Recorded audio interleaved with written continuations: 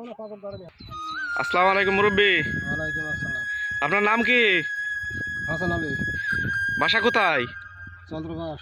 আচ্ছা, আপনার মহিষ আছে কয়টা? মহিষ মোহন 5টা আছে। 5টা। গাভী কয়টা, এড়ি কয়টা? গাবি আর দুটো। গাভী 2টা। আর এড়ে? এড়ি নেই। এড়ি নেই।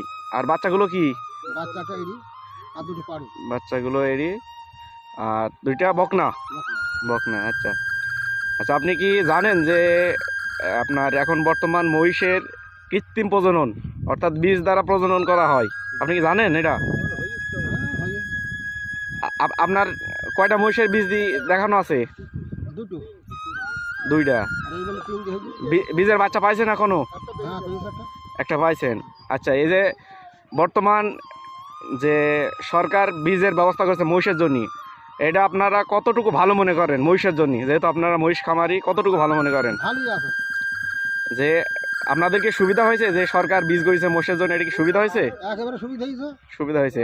আর আগে তো আপনার এডি দিয়ে মহিষ দেখাতেন, এড়ি দিয়ে পাওয়া যেত না, খুব কষ্ট, এডি দিয়ে দেখানো কষ্ট। একেবারে কষ্ট হয়েছে। তার মানে সরকার আপনার হচ্ছে বর্তমানে বীজের ব্যবস্থা করার জন্য আপনাদের খরচ এবং ঝামেলা কম হয়েছে মনে করেন? হ্যাঁ, ভালো ঝামেলা কম হয়েছে। ঠিক আছে।